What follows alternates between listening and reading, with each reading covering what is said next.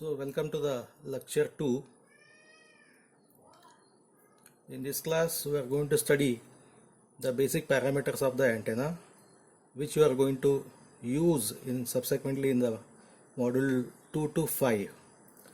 And some of the basic parameters are radiation pattern, power density, radiation intensity, directivity, gain. Gain means gain of the antenna, directivity gain, radiation resistance, beam width, band width, input resistance of an antenna, polarization, and radiation efficiency. When you say power density, this is the first definition, also defined as a Poynting vector, which you have studied in the field theory. It is the power density, power flow through a unit area. The area is considered in a plane. Normal means perpendicular to the direction of the power flow. If the direction of the power flow is like this, then the plane of incidence is like this. This is perpendicular to this one. The same thing I have shown it here. This is normal to this one. These are horizontal and this plane is vertical.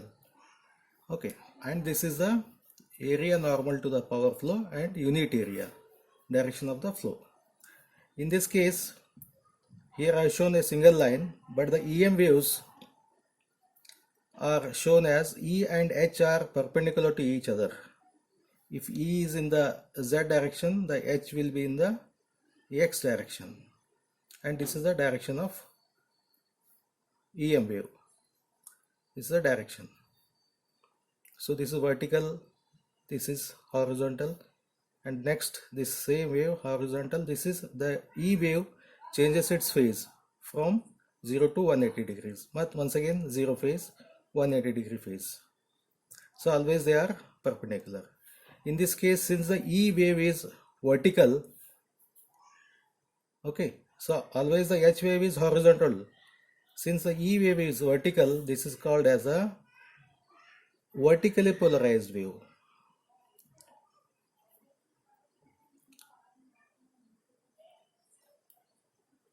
If the E wave is horizontal, then that is called as a horizontally polarized wave. In some of the cases, you will come across the elliptically polarized wave. Okay. So in the case of EM wave, in the free space, E field is always vertical.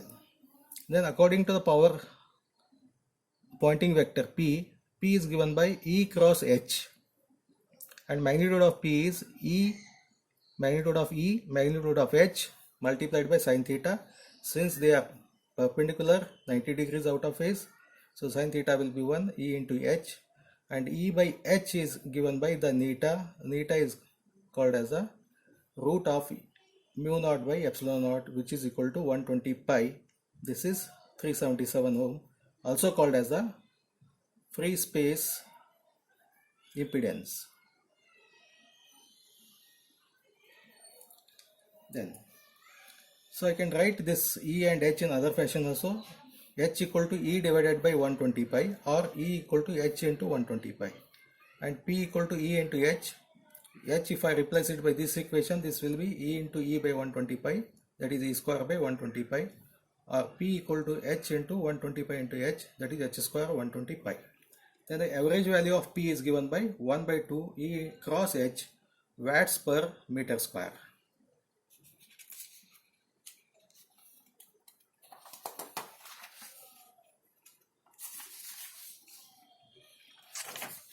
Then comes, so that is what you have studied is power density. We will calculate the power density. The power density at a distance from the source, that is the antenna, is defined as the total power radiated through unit area measured on the surface of a sphere of radius r equal to the distance under the consideration, enclosing the source at the center. The source is at the center, this is the sphere, and this is the r, and we are going to calculate this one per unit area, where that is called as a power radiated through the unit area is called as a power density. we'll define it in other way. The surface integral of power density covering the entire surface of a sphere with the source at the center. Source is this is antenna. Source at the center results the total power radiated. The total power radiated, that is WT, will be the power density at this point. This is integrated over the whole sphere. Here I have shown the circle, it is a sphere. Okay, if I draw this one, that is a double integral P into ds. This is a unit area, gives you the total power W. In this case, if I call this as a X, Y and the Z, at this point, this is deviated from the Z plane by the theta degrees, and phi, actually this should be phi from the X. This should be phi from the X axis. And this point is called as this distance is a R, angle is a theta, this is along the XY plane, that is a phi. Then we call it as a AR, A theta, A phi. They are the unit vectors. If I consider the sphere, then you will, the same figure I will draw it here. I will consider a point here. This is a theta from the Z axis. Then I will consider a elemental length. This is called as a d theta. Okay, this is a d theta. Then along this one, this is phi at a distance of r, and this is phi, and this is d phi. This is d phi. And this length is r d theta. This length is r d theta, whereas this length is r sine theta d phi. So this is in the polar coordinates. So this is r d theta, and this distance is r sine theta multiplied by this, gives you the phi r sine theta d phi. Okay, that is the area. This is the area ds. Okay, so the elemental area ds is r d theta, r into sine theta d phi. That is the area. That is r square sine theta d phi. And the total power will be the double integral. That is the power received at that point multiplied by the area, P into ds. This part is a ds. ds gives you the total power radiated. Okay. So in this case, the integration of phi is from 0 to 2 pi and theta is from 0 to pi. You have to note it down. If I consider this element area, I will consider next elemental area, like this. So this theta will be ranging from 0 to, this is 180 degrees. So this patch is theta equal to 0 to 180 degrees, not the 2 pi or the 360 degrees. And this patch I will integrate it over the sphere, that is a 360 degrees. So phi ranges from 0 to 2 pi, whereas the theta ranges from 0 to pi because of this. So this is called as for the full sphere. And for the half sphere, only for the, if it is antenna is there, then it is going to radiate in the upper half of this one. If that is the case, then we call it as a half sphere.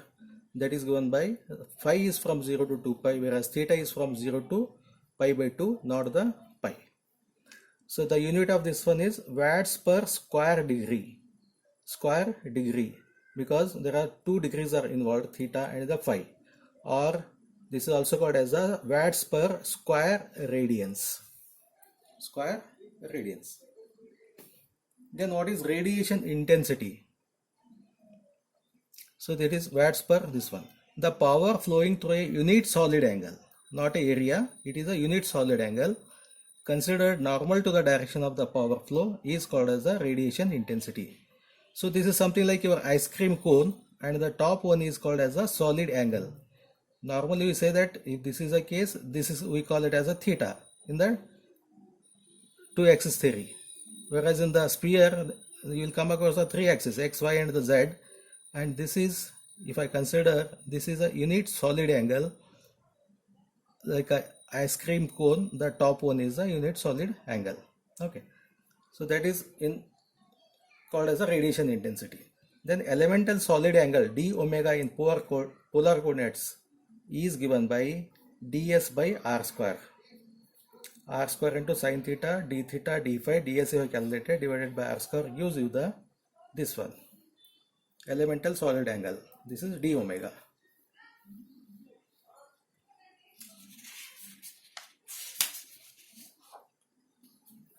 Next, we will take an example. We will try to find out what is a solid angle. So find the number of square degrees, that is square radians, in a solid angle omega on a spherical surface that is between theta 20 to 40 and the phi between 30 and 70. So this is the theta. Theta is between 20 and 40, whereas phi is from 30 to 40, 30 to 70. Total this is 40 and this is angle is 20.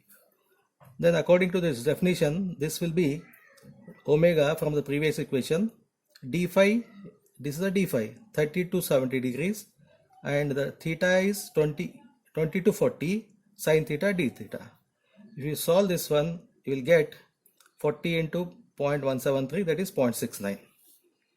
Okay, 0.69 into 2 pi by 360 gives 0.121 steradians, or the square radians.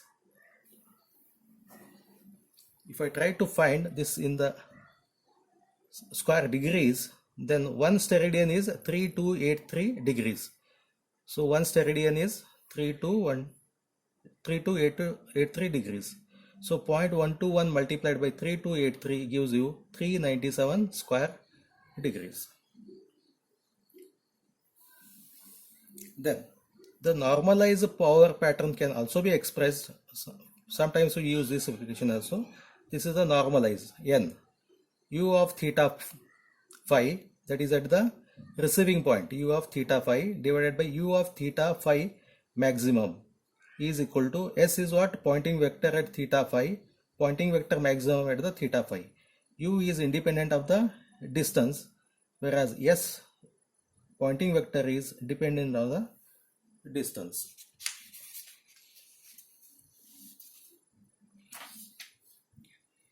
Coming to the beam pattern. So the beam pattern, to explain this one, we'll draw this kind of graph. How this comes, I will explain you. Suppose say you have the two antennas. So there is one antenna. I'll show it something like this. At a distance r, then it is transmitting, and this is receiving. Okay. This is 0 degrees. This is say 5 degrees. Sorry, 10 degrees, 5 degrees, 15 degrees. This is 45 degrees. Similarly on the other side also 45. So now the angle between the transmitting antenna and the receiving antenna is 0. They are in the line of sight. If this is the case, you are going to get maximum at this point. You are going to get the maximum. So the maximum value, let me call it as a 1. Then when you tilt this antenna by 5 degrees, definitely this will be less than the 1. So that is at what? At 5 degrees. At 5 degrees, this will be less than the 1. So less than the 1 may be say 0.8. So at 0.8 I will draw a circle, something like this, and this is your next point. Next I will tilt it by say 15 degrees. The power will be still less compared to the 0 degrees. At 15 it may be something around 0.6 you can call at this point. So that is 0.6 is something like this. The distance is 0.6. So as you change this direction of this one up to 45 or the 60, you may get some power will be interpreted by the receiver. When it becomes 90 degrees, so this is not going to receive any signal. As a result, at 90 degree, this will be 0. If I join these points, say 15 here, I have to mark it. Then similarly in the other direction also, 5 degrees, 15 degrees, 35, 45 and the 90. Same values you will get it. if I join them, you are going to get one something like this. This is one is here, then like this, then like this, you'll get it. So this is how to get the pattern. This is called as a radiation pattern. By doing so, I have drawn this. Okay, and this is called as the main lobe. This is called as a main lobe, and these are called as the side lobes. Practically, this is not going to be generated at your laboratory, but with the sensitive instruments you can observe, because this value is very less, maybe in terms of the microvolts. If you have that facility, you can get, you are going to observe this one also. So the maximum value is 1 at theta equal to 0. Then this is 1, this is the E theta value, E wave I have taken, that is the volts, and its half power point is 1 divided by root 2. At 1 divided by root 2, that is 0.707. This is the point. At that point, I will draw a line. Then where it cuts this main lobe, I will draw this green line and this bottom green line. Okay, so here we'll get the theta. This is theta, totally 2 theta. That is called as a half power beam width.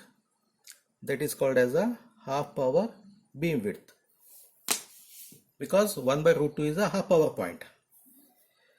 Suppose say, if E theta is in dB, then log of 1 is 0, and half power point will be minus 3 dB. I will come down by minus 3 dB.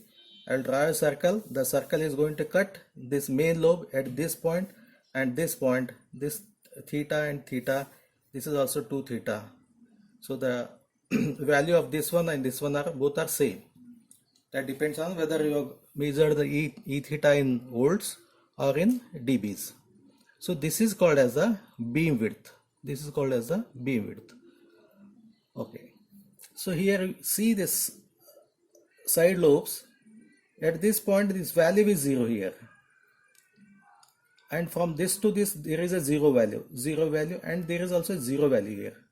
Those are called as the nulls. Okay, that is the voltage where it goes to 0 between the two side lobes. When I draw a line through this null, tangent to this one and tangent to this one, then if I choose this point, you will get these two values. On this side you have, I will call it as a theta dash, and this side theta dash. The total value will be 2 theta dash. That is called as a first null, because this is the first null beam width. That is first null beam width, because you have drawn a line through the first line tangent to this main lobe, and first null beam width and the half power beam width are related by like this. Half of full first null bandwidth is equal to half power bandwidth. Okay, this pattern is following something like a parabolic. Okay, and if the pattern follows cos square theta, this is a cos square. Cos I will write, this is a cos. No, sorry, this cos, something like this. Cos square means something like this. Okay, dome shape. So this is a cos square pattern it is following, cos square theta, between 0 to 90 degrees. So find its half power point. If the maximum value will be 1 for theta equal to 0, minimum is 0 at theta equal to 90, and half power point is 0.707. This is 1 by root 2. That is equal to cos square theta equal to 1 by root 2, or this one. This implies theta equal to 33 degrees. Okay. So this is 33 degrees and this is 33 degrees.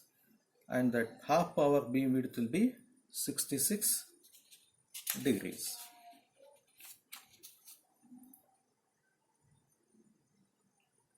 Okay, so we'll end the chapter here. The section will continue in the next class.